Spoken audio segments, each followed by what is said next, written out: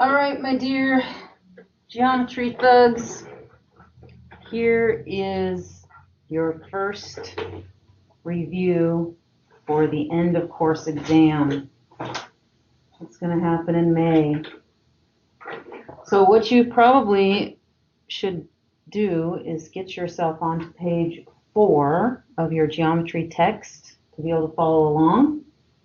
You will be back in volume 1 in Braille. We're not going to go through every swinging word and page of each section, but we are going to kind of skip through some different vocabulary words, a couple of examples to take a look at to kind of refresh your brain on different principles and concepts that you learned in chapter 1. So we're on page 4. It's page 4 straight up in Braille. It should say 1-1 Patterns and Inductive Reasoning. This was way back at the beginning of the school year that we started out with this first section talking about inductive reasoning. So tap into your brain and your memory and think about what that is. You'll need to do inductive reasoning on the end of course exam. You do inductive reasoning now. You've been doing inductive reasoning all year where we look for patterns in things. And we go, hey, check this out. Check out what's going on here with this linear pair. And then this exterior angle is related to this. It's a linear pair. And we subtract it from 180. And we find the measurement of this. And lo and behold, oh my goodness, look, the remote interior angles are. We add those together and we get the same answer.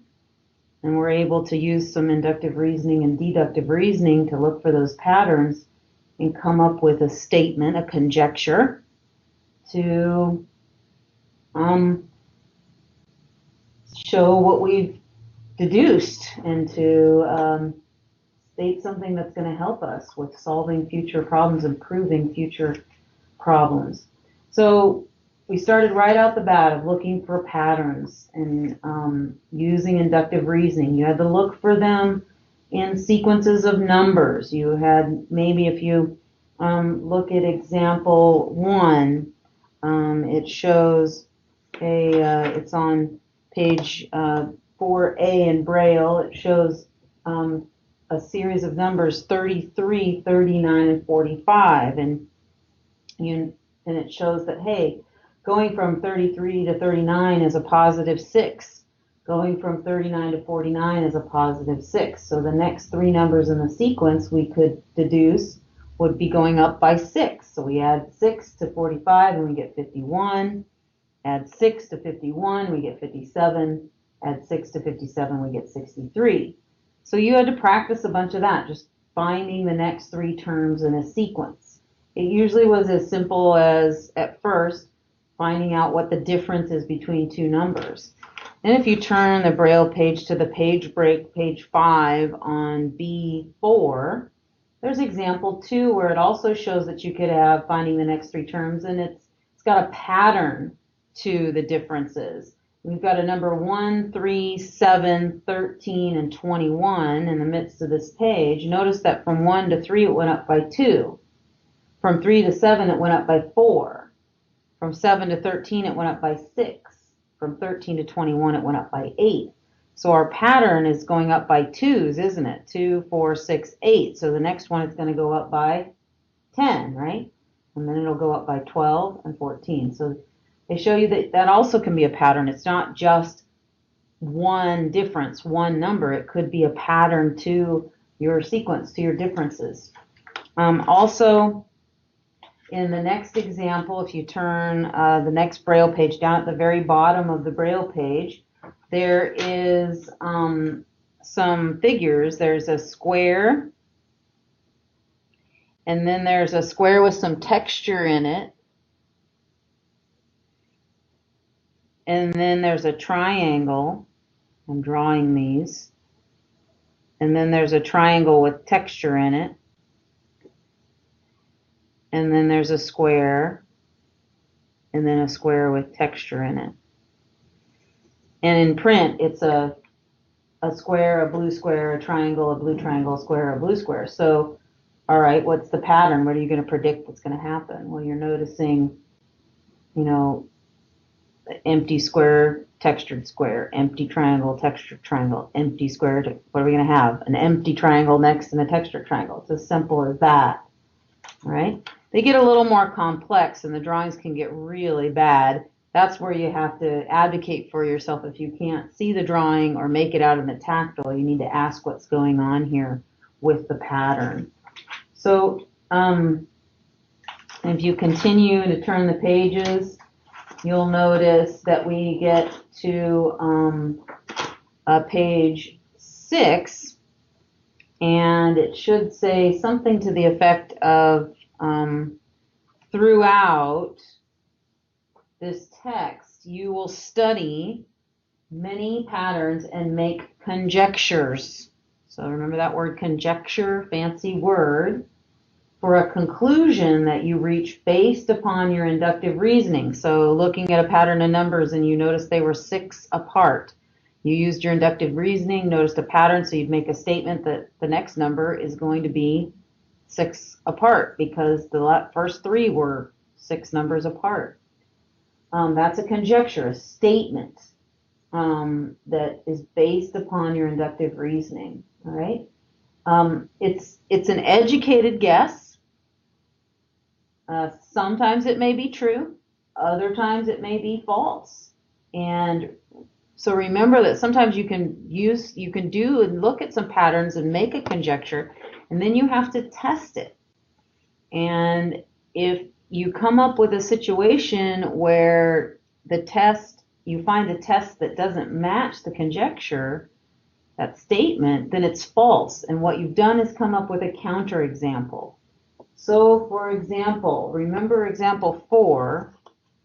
We get ourselves to example 4. So turn to page B6.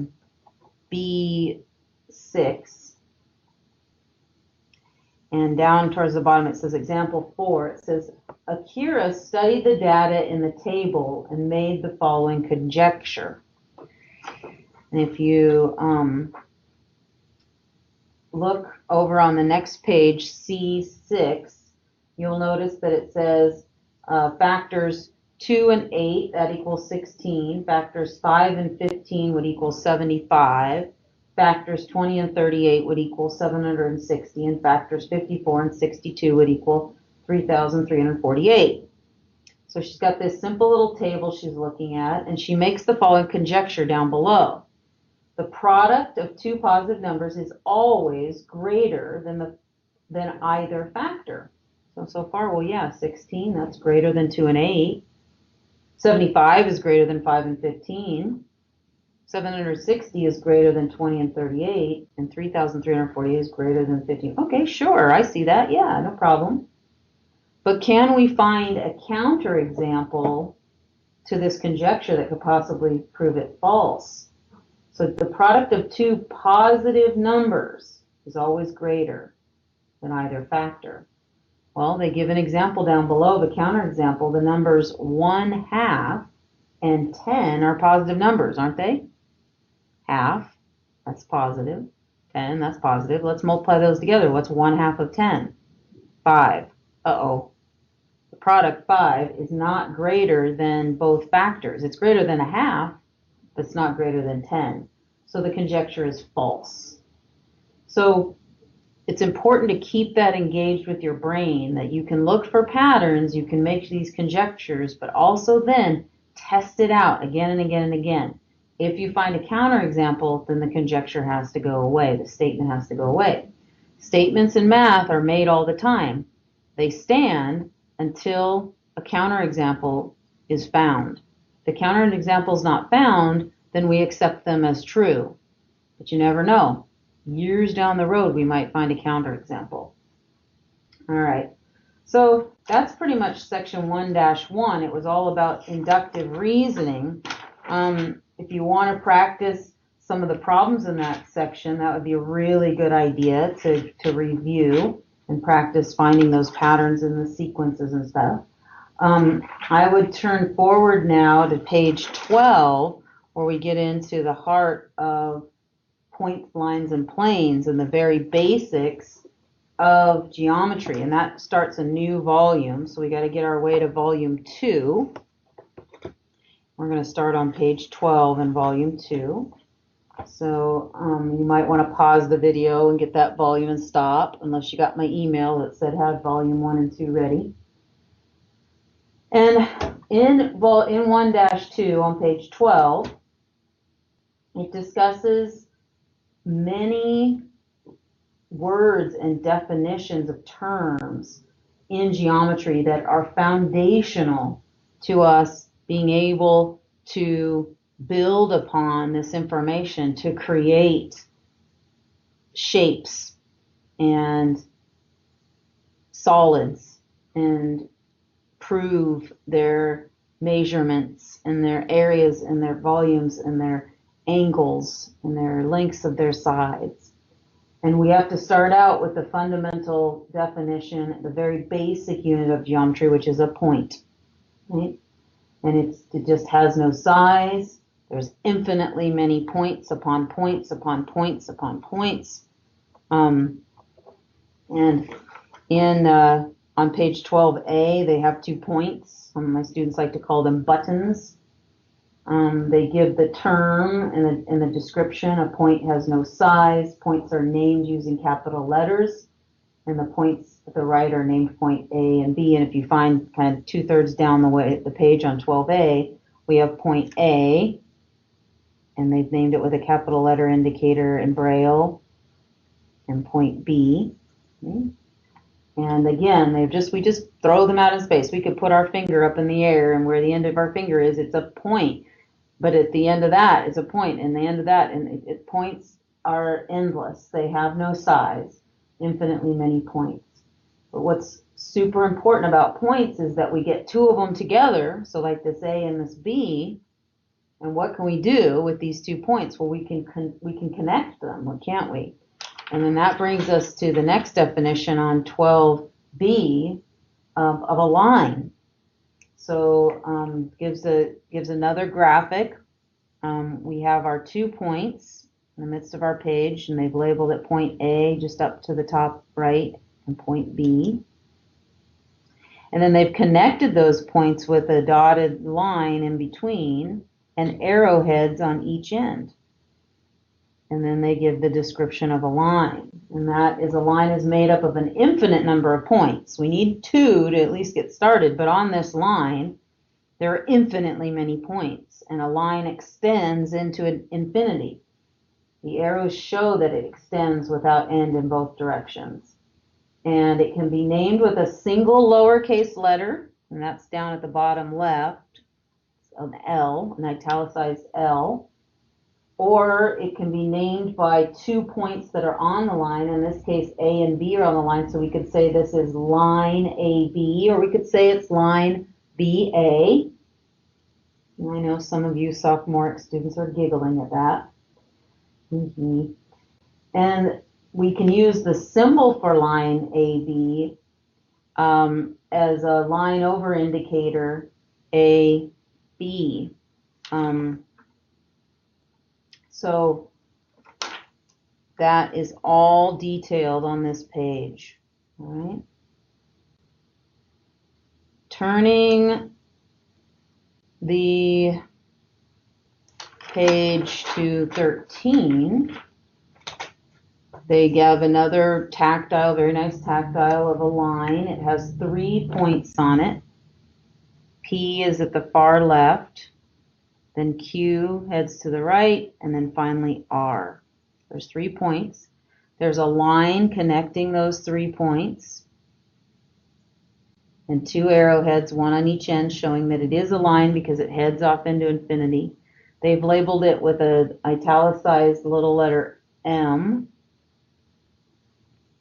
And we have capital P, capital Q, and capital R for our points.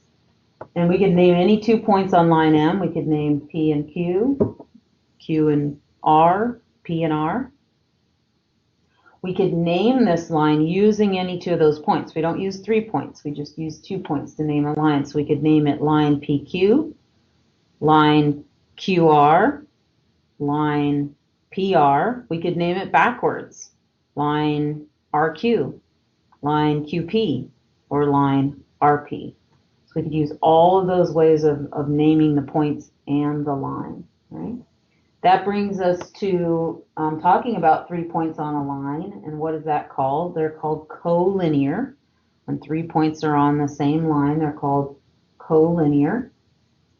And when they're not on the same line, they're called non-collinear. Non is the negative, right? So non-collinear. So the next tactile, the next drawing on page 13 represents 2 lines intersecting and points that are collinear and non-collinear. So let's take a look at this graphic. We have a point up at the top left, point A, and it has a line extending to the left and an arrowhead, and then if you follow that line to the right, so you're going from about 10 o'clock to 4 o'clock, you're going to go through point B, that's labeled up to the top right, and then keep following that line at that same trajectory from 10 o'clock to 4 o'clock, and you're going to go through point E. So you have a line there that has 3 points on it, A, B, and E. Okay? And those 3 points are collinear on that line.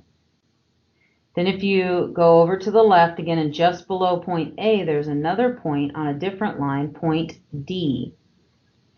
And it has a little bit of the line headed to the left and an arrowhead, and then you follow the line directly across going from like 9 o'clock to 3 o'clock. You're going to go through B again. So these 2 lines intersect, and then you go through point C and then extend into infinity. So there's 3 points on this line, D, B, and C. Those are collinear.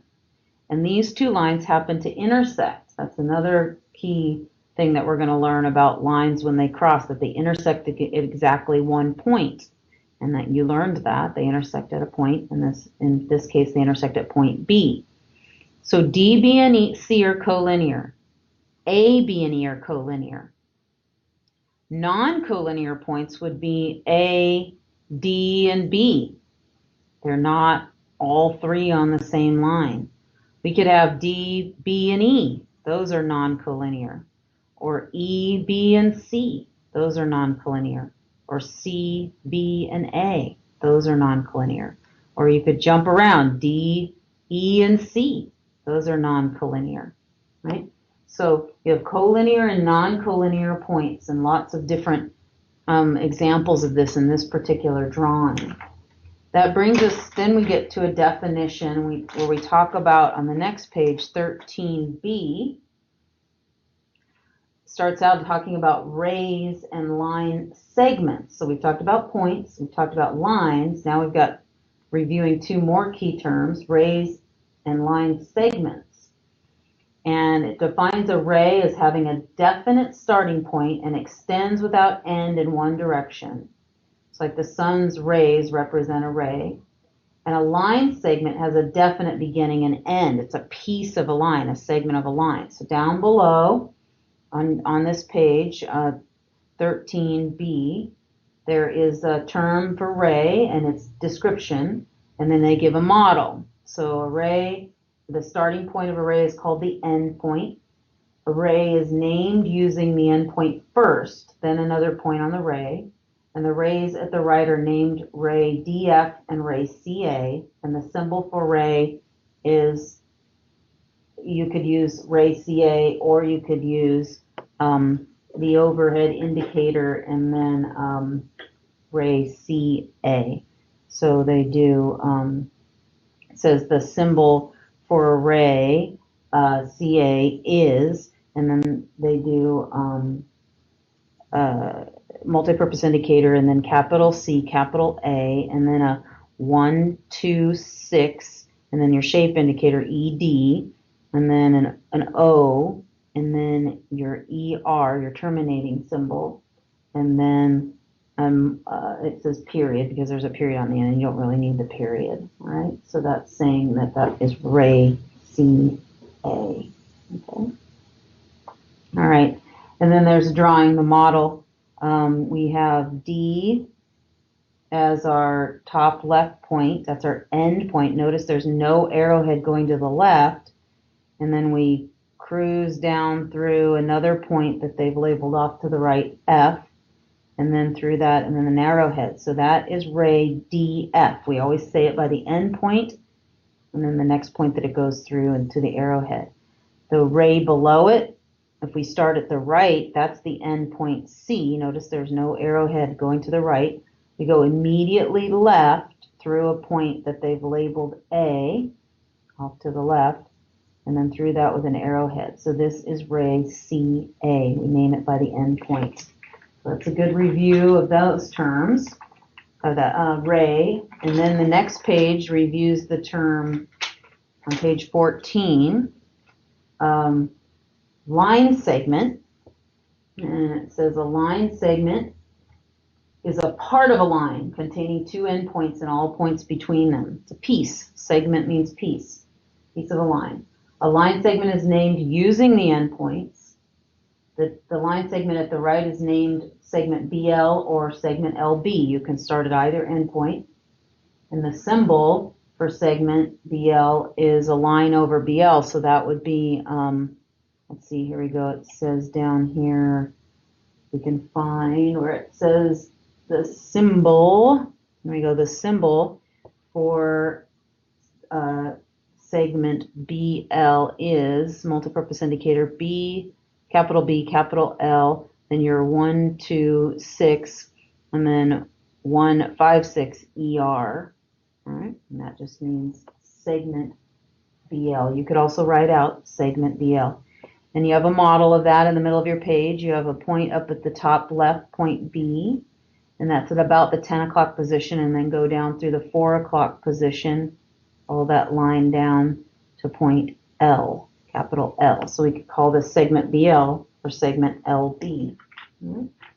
So you practice looking at tactiles and naming rays and naming segments. The next page on 14A does just that. There are two rays intersecting.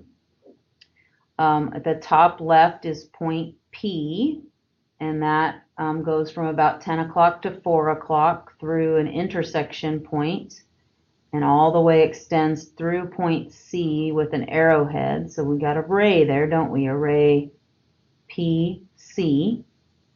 Go to the top right, and you have another endpoint D, and that extends down from about 2 o'clock to 8 o'clock, intersects the last ray, and has an arrowhead. And there's no point that it's going through. It doesn't say that. But at the intersection point of the two, it's labeling that B. So technically, it is going through a point B. And so we could name this ray DB.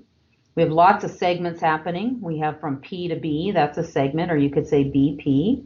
We have from B to C, that's a segment, or C to B. We have from C to P, or P to C, that's a segment. And then we have from D to B, that's a segment, or B to D. So there's rays and segments going on in that particular tactile and drawing. Right?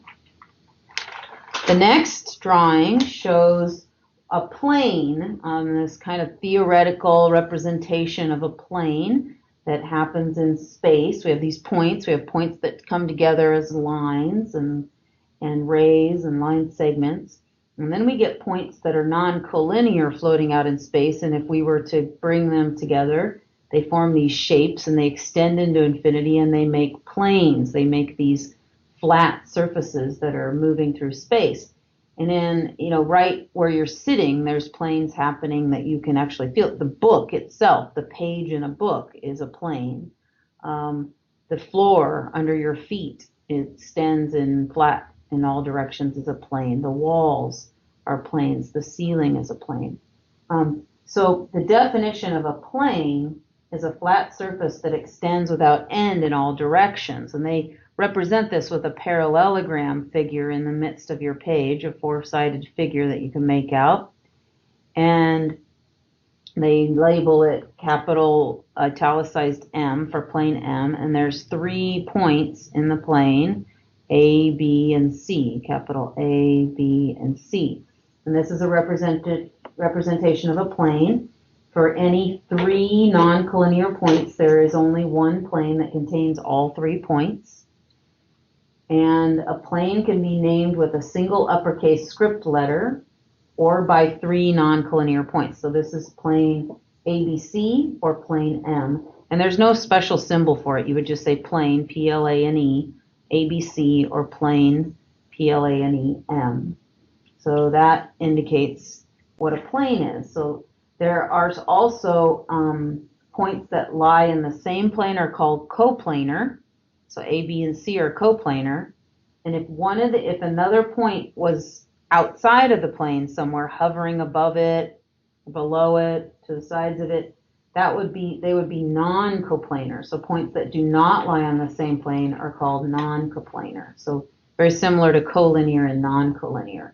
So lots and lots and lots of vocabulary in this section. Point, line, collinear, non-collinear, ray, line segment, plane, coplanar, and non-coplanar. I would highly recommend going through the check your understanding exercises to practice that vocabulary, to look at different tactiles, and to make sure that you're clear on how to recognize all of that vocabulary and how to name and label lines and line segments and rays and points and planes.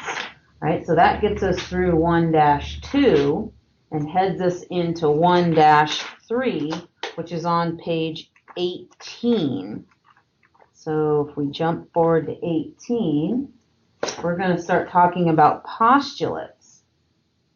And so we've discussed, deductive reasoning, conjectures, counterexamples to our conjectures to make sure, are they true or false? If there's a counterexample, it's false. Looking for patterns, using that inductive reasoning. Basic definitions of the foundations of geometry with points and lines and rays and line segments and planes. Would Jake or Andrew check in with the Irwin office, please? Sorry for that interruption. Here we are at school and having an announcement after school. All right. So this states that geometry is built on statements called postulates. Postulates are statements in geometry that are accepted as true. The postulates in this lesson describe how points, lines, and planes are related. So 3 of your very first postulates that I would put to memory if you haven't already. So on page 18 is postulate 1-1. You might want to go through this and then stop it and make notes, make some flashcards, make something for you to memorize your postulates and your theorems. So postulate 1-1 says 2 points determine a unique line. Right? And it shows a model for that. We've got a point P at the bottom left, point Q at the top right, and joining those 2 points together is a line and extending beyond each point into infinity with an arrowhead. So two points will determine a unique line, and there's only one line that contains points P and Q. P and Q can't be on any other line. Postulate 1-2 is directly below that. If 2 distinct lines intersect, then their intersection is a point. There's a model for that. Down at the very bottom, we have 2 lines, line L and line M. They're labeled the top, left, and right. Line L runs from about 10 o'clock to 4 o'clock. It goes through a point T, and it has 2 arrowheads, the 10 o'clock and 4 o'clock position. And line M runs from about 2 o'clock to 8 o'clock with arrowheads, and it goes through point T. These 2 lines intersect, and they intersect at exactly 1 point. 2 lines will intersect at exactly 1 point, and only 1 point. There's no other way for a line to intersect at another point unless we bend it. And then it's not a line anymore. Now it's a curve going into 3-dimensional territory. Right? And then finally, postulate 1-3 on the next page, page of 18b, talks about 3 non-collinear points determine a unique plane. We talked about this in the last section, and now we have it officially in a postulate.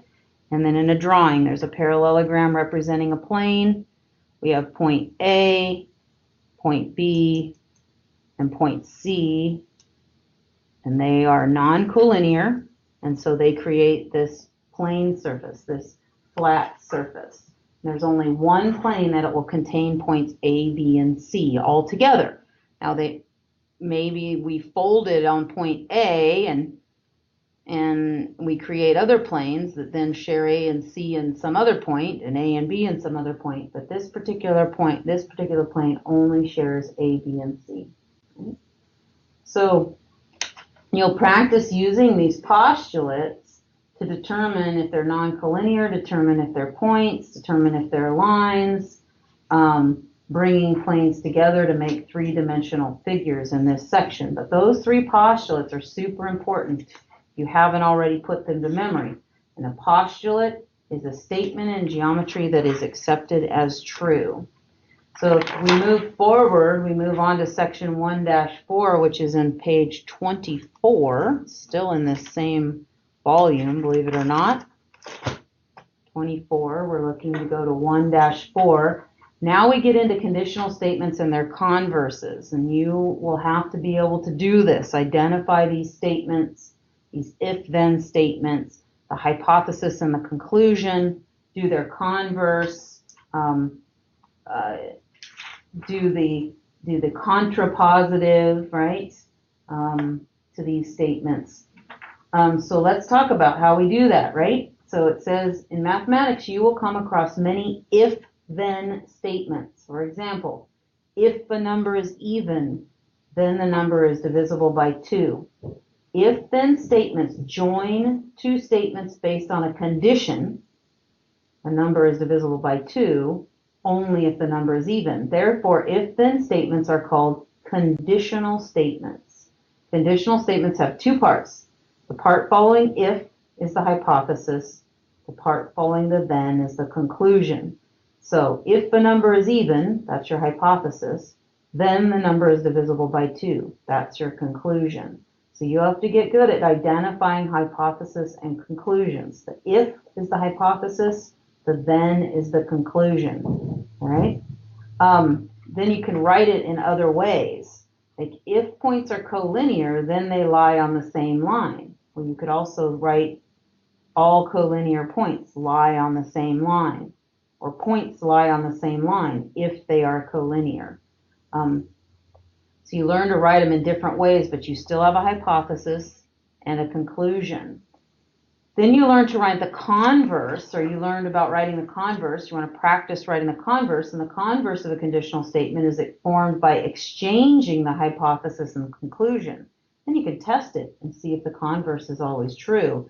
And you learned if you have a conditional statement and its converse, if they're true, then you have a biconditional statement. You got it front and backwards, don't you?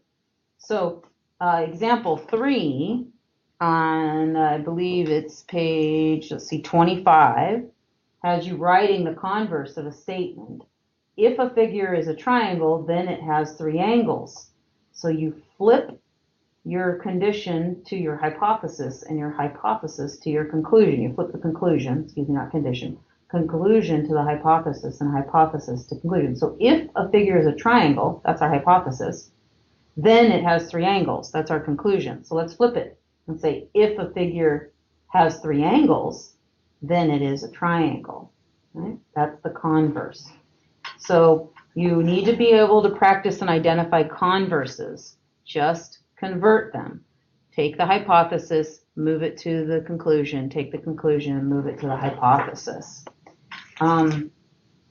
If a conditional statement is true, is its converse always true? No, not always. If a figure is a square, then it has 4 sides. If we said the converse, if a figure has 4 sides, then it is a square. Well, that's not true. It could be a rectangle, a trapezoid, a irregular polygon. So converses are not always true. This section in the Check Your Understanding has you practice a lot of identifying the hypothesis and conclusion and writing it in different forms and writing the converse. I would highly recommend practicing some of that in this Check Your Understanding. And then if you turn your way to page 28, there is new information there that is learned within the Check Your Understanding. And it talks about the inverse of a conditional. And this is on number 31, the inverse of a conditional. So there's a page break on page 29C, and then find 31. It says the inverse of a conditional is formed by negating both the hypothesis and conclusion. So if it's raining, then it's cloudy. So now we're going to negate it. If it is not raining, then it is not cloudy. That's an inverse. Converse means we flip. Inverse means we negate. Then the contrapositive is when we negate it and flip it. So we take a conditional statement, we negate it, and then we move it around. So if it is not cloudy, then it is not raining, right? So the original statement was if it is raining, then it is cloudy. Now we're going to negate it. If it is not raining, then it is not cloudy. Now we're going to do the contrapositive and basically do the converse to that. And if we'd say if it's not cloudy, then it's not raining. That's all a part of number 31, and I would recommend reading through that and practicing that to be able to do the inverse and the contrapositive. So then you're adept at doing identifying conditional statements, their hypothesis and conclusion, doing the converse of them, seeing if you can find a counterexample for any of them, and then doing the inverse of a conditional statement, negating it, and then doing the contrapositive of a conditional statement where you inverse it and do the converse. So lots of practice with doing those. That's a lot of big words. Those are those fancy schmancy words that I talk about in that you needed to review. 1-5 talked about the tools of the trade, and we'll practice that as we approach May, where we, identifying using a compass and a ruler. And 1-6 talked about a plan for problem solving and just reading through problems, and it reviewed the basic formulas for perimeter and area of a rectangle and a square. Area equals length times width. Perimeter is add all sides, or 2 times the width plus 2 times the length. So that's pretty basic. You've been learning that stuff since probably 3rd, 4th, 5th grade. So that's the entire chapter 1 and what you really need to practice. What I would recommend is going through the chapter 1 review that begins on page 42, which would be in volume 3. Go through all that vocabulary, make some notes, define those words, look them up again, really think about them. Think about how you would recognize them in a drawing, what's the importance of them, how you would use them as a geometry attorney to argue something, to prove something, and practice identifying those conditional statements with their hypothesis and conclusion. Practice negating them, practice doing the converse, practice doing the contrapositives to them, and also practice looking for patterns in sequences, being very careful at that, and predicting what might be the next 3 terms, using some inductive reasoning to do a prediction. And that gets you through chapter 1. So put some time into that, review those concepts. It will pay off to have those fresh in your brain as you move forward into further lessons that we're going to attack in geometry and as we approach the end of course exam in May. All right, everyone, do good thinking. See you in the next video.